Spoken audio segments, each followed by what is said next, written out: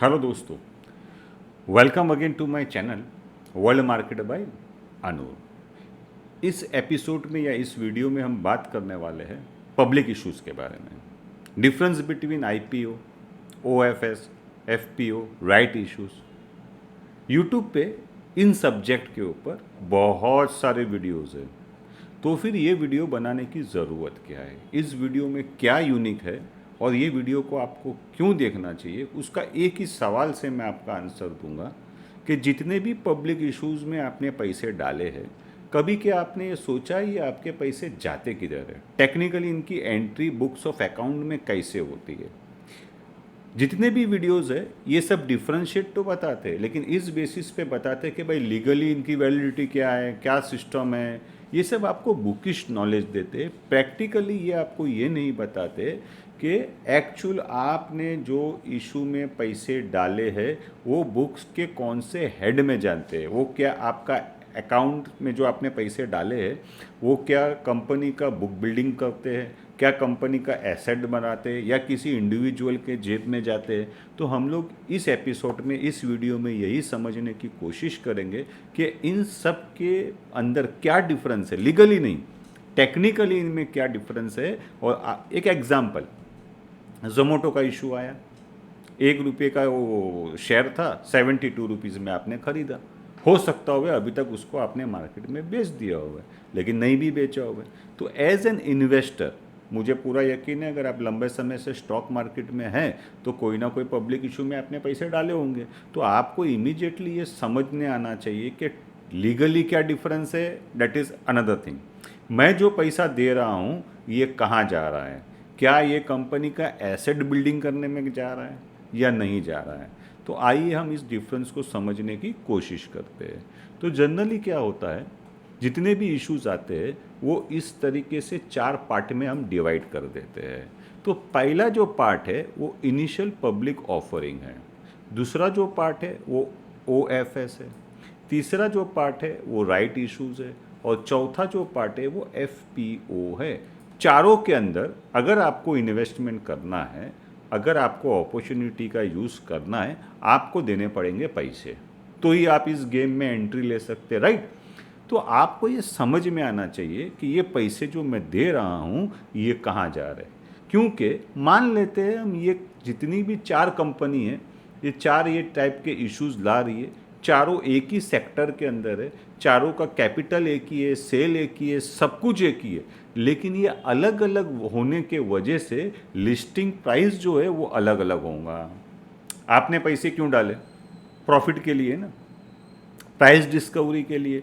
आपने जब भी जोमेटो का या किसी भी कंपनी का सब्सक्रिप्शन किया, पैसे डाले पब्लिक ऑफर के अंदर, तो आपका तो इंटेंशन यही है कि मुझे शेयर अलॉट होंगे और मेरे पैसे बढ़ेंगे, आज नहीं तो 2, 5, 7 साल, 5 साल, 10 साल बाद में पैसे बढ़ेंगे। तो हमको ये समझना है कि ये चारों के अंदर जब हम पैसे डालते हैं, टेक्निकली बुक्स ऑफ अकाउंट में मेरे पैसे जाते कहाँ हैं। तो कभी भी आप कोई भी ऑफर में पैसे डालें, सबसे पहले आपकी जवाबदारी है कि पहले आप ये समझे कि आप जो पैसे दे रहे हैं, सपोज करो आपने 72 रुपीज़ जोमेटो वालों को दिए, तो इसके अंदर शेयर कितने रुपये का है और इसमें प्रीमियम कितना है। फॉर एग्ज़ाम्पल, ये 1 रुपये का शेयर है और आप 72 रुपीज़ दे रहे, तो उसमें प्रीमियम 71 रुपीज़ हो गया, राइट। अभी ये वाला भी 72 रुपीज़ में दे रहा है, लेकिन इसका जो फेस वैल्यू है ये 10 रुपया है, तो आप कितना दे रहे हो उसको? 62 रुपीज़ दे रहे हैं। दोनों का प्राइस हमको सेम दिखता है, लेकिन दोनों के फेस वैल्यू अलग अलग है। जितना फेस वैल्यू कमती होगा इतना मार्केट के अंदर फ्लोटिंग स्टॉक शेयर्स का ज़्यादा होगा, तो ये भी उसके शेयर प्राइस पे इफेक्ट कर सकता है। तो पहले हमारी ड्यूटी क्या है, ये समझना कि फेस वैल्यू क्या है और मलाई क्या है। मलाई का मतलब है आप जो चीज़ को ले रहे हैं उस पर आप कितना प्रीमियम पे कर रहे हैं, ये समझना ज़रूरी है। सेकंड चीज़ समझना ये ज़रूरी है कि क्या ये कंपनी लॉस मेकिंग है या प्रॉफिट मेकिंग है, ठीक है ना। क्योंकि लॉस मेकिंग और प्रॉफिट मेकिंग दोनों कंपनी के अलग अलग सप्लाई एंड डिमांड होते हैं, रेशियोज होते हैं। और वो हिसाब से उनकी प्राइस डिस्कवरी होती है। तो हम मान लेते हैं कि ये जो कंपनी है इसने एक इनिशियल पब्लिक ऑफरिंग निकाला। इनिशियल पब्लिक ऑफरिंग का मतलब होता है कि ये या तो प्राइवेट लिमिटेड कंपनी है या तो ये एक एलएलपी है, इसको स्टॉक मार्केट में अपने शेयर्स को लिस्ट करने हैं। ओके, तो ये इनिशियल पब्लिक ऑफरिंग निकालते हैं और ये लोग क्या कर सकते हैं, ये कंपनी के मान लीजिए 100 शेयर है और 100 लोगों के पास है, तो उसमें से कुछ ये आपको बेच सकते हैं या वो फ्रेश निकाल सकते हैं। 100 के सामने वो लोग दूसरे 100 शेयर्स निकाल रहे हैं और ये आपको ऑफर कर रहे हैं। तो पहले तो ये समझना है कि पब्लिक इशू निकलने के बाद उसका कैपिटल बढ़ने वाला है कि घटने वाला है। जनरली घटता नहीं है, लेकिन क्या कैपिटल बढ़ रहा है या कैपिटल इतना ही रहने वाला है। अगर कैपिटल बढ़ रहा है इसका मतलब है वो लोग फ्रेश इश्यूज दे रहे हैं आपको, और कैपिटल इतना ही है तो उनमें से एक शेयर निकाल के वो आपको दे रहे हैं। ठीक है, तो ये दो अलग अलग कॉन्सेप्ट हो जाते हैं, दो अलग अलग एंट्री हो जाती है। जब भी कोई भी कंपनी फ्रेश शेयर इशू करती है इसका मतलब क्या है, प्रमोटर के पास 100 है और वो लोग दूसरे 100 कंपनी से ऑफर कर रहे हैं आपको। आपने 1 रुपये की चीज़ 72 रुपये में ली, मतलब क्या हो गया, आपने 71 रुपया एक्स्ट्रा पे किया। ओके, तो ये 1 रुपया जो आपने दिया फेस वैल्यू का वो जाएगा कैपिटल के अंदर, और जो 71 रुपीज़ है वो जाएगा रिजर्व के अंदर। इससे क्या होगा, कंपनी का एसेट इंक्रीज हो जाएगा, ऑटोमेटिकली कंपनी का बुक वैल्यू बढ़ गया, जो प्रीमियम उसने आपको चार्ज किया है वो कंपनी के एसेट में कन्वर्ट हो गया, रिजर्व में कन्वर्ट हो गया। इस पैसे को वापरने के लिए उसको शेयर होल्डर की परमिशन लेनी पड़ेगी, उसके बिना वो ये पैसा नहीं वापर सकता है। ये मैनेजमेंट ये पैसा वापर सकता है क्योंकि ये वर्किंग कैपिटल है। सी द डिफरेंस, आपने जो 72 रुपया पे किया है वो 2 पार्ट में डिवाइड होता है, एक होता है प्रीमियम होता है, एक होता है फेस वैल्यू होता है। फेस वैल्यू जाता है कैपिटल अकाउंट के अंदर और जो प्रीमियम है वो जाता है रिजर्व के अंदर। पहले से ये कंपनी सब डिक्लेयर करती है। हमको ये समझना ज़रूरी है कि जो ये पैसे का ये लोग आपसे ले रहे हैं ये कोई पढ़ता नहीं है, ये बहुत फाइन लाइन होती है, बारीक बारीक लाइन होती है, किसी को इतने डीपनेस में जाना नहीं होता है। ये तो एक टेक्निकल, मेरे दिमाग में एक थॉट आया कि आप अगर पैसा दे रहे हैं तो ये पैसा कहाँ जा रहा है। अभी इसके कंपेयर में एक कंप्लीट ऑपोजिट चीज़ होती है जिसको बोलते हैं OFS। अभी OFS का मतलब क्या है, ऑफर फॉर सेल।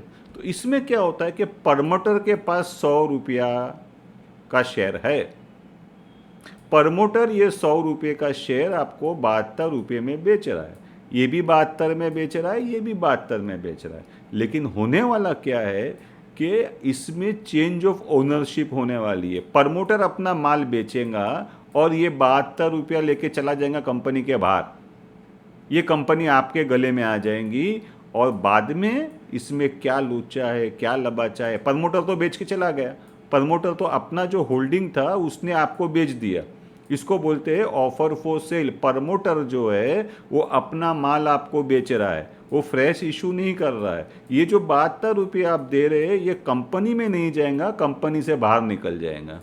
तो ये कंपनी का एसेट नहीं बनने वाला, asset liability as it is रहने वाली है, कैपिटल राइज नहीं होने वाला है। तो इससे होता क्या है, दोनों में फ़र्क क्या हो गया, क्या समझा आपने।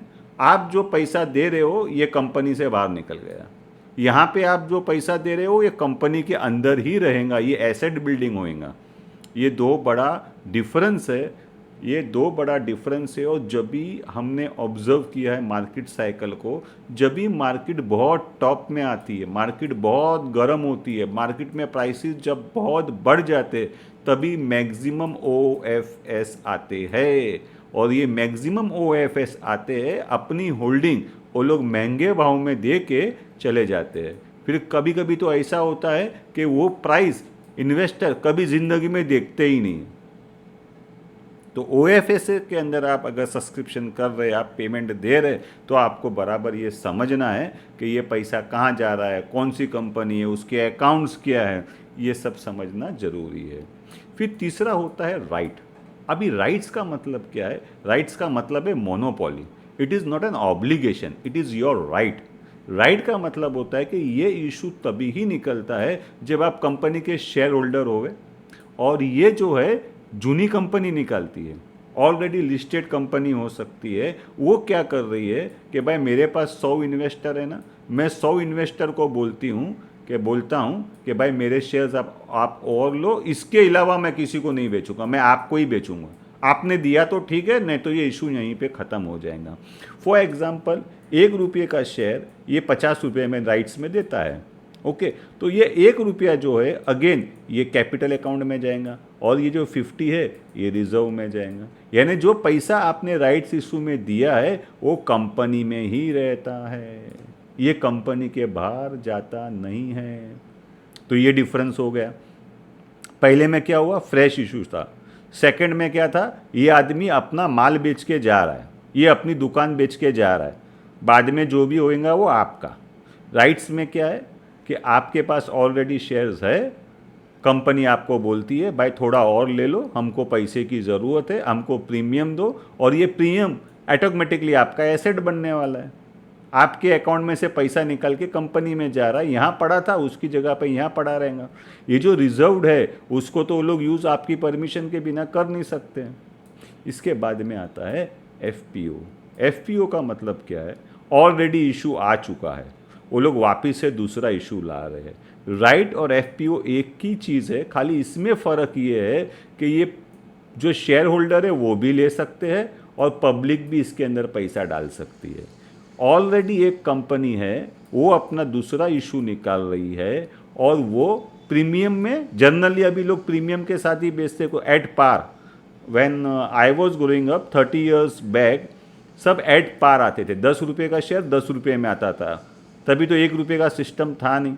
लेकिन अभी तो ऐसा सिस्टम रहा नहीं, जो लोग भी शेयर इशू करते हैं सब लोग प्रीमियम के साथ में ही करते हैं। तो आपको ये समझना है कि मेरा प्रीमियम जाता किधर है, जो पैसे मैं दे रहा हूँ वो जाता किधर है। एक मार्केट का टॉप प्रिडिक्ट करने का एक ट्रिक है।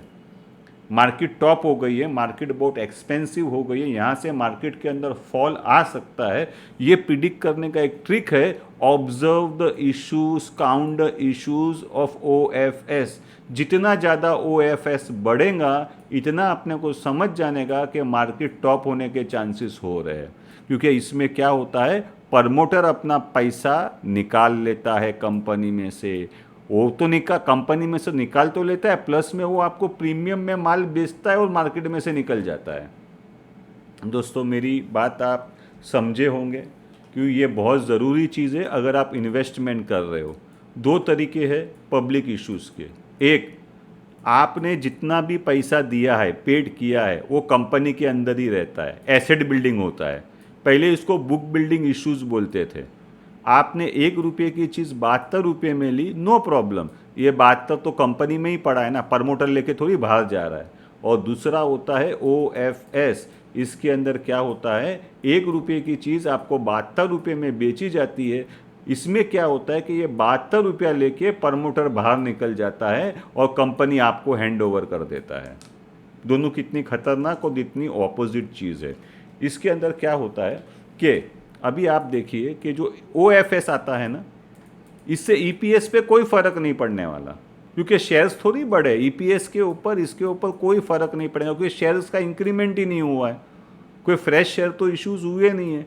लेकिन जब भी राइट इशू आते हैं, जब भी IPO आता है, तभी फ्रेश शेयर्स इशू किए जाते हैं। तो फ्रेश शेयर्स इशू होने से क्या होता है कि यहाँ पे कंपनी 100 रुपया कमाती थी और 100 शेयर ही है, तो 1 रुपया EPS आ गया।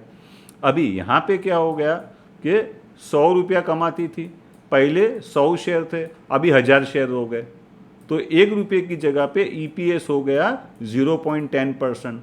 तो जो PE रेशियो है वो कोलैप्स हो जाएगा या बढ़ जाएगा। तो इस वजह से शेयर्स के प्राइस के अंदर इफेक्ट होता है। कभी भी कोई भी इशू आता है, 2 चीज़ आपको समझनी है, ये OFS है या अदर देन OFS है।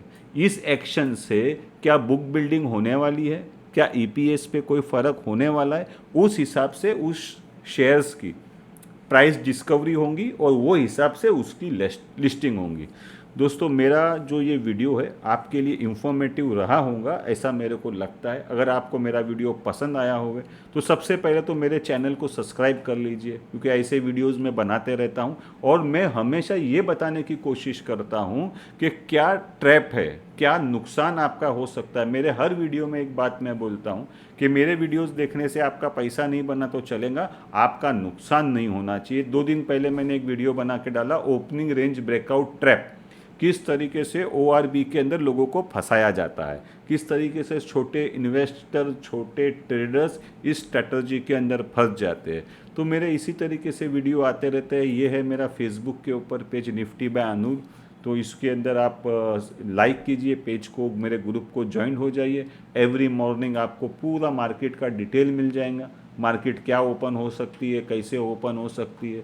मेरा वीडियो देखने के लिए आप सबका धन्यवाद। लाइक करना और शेयर करना नहीं भूलना। दुआ में याद रखिए। जय हिंद।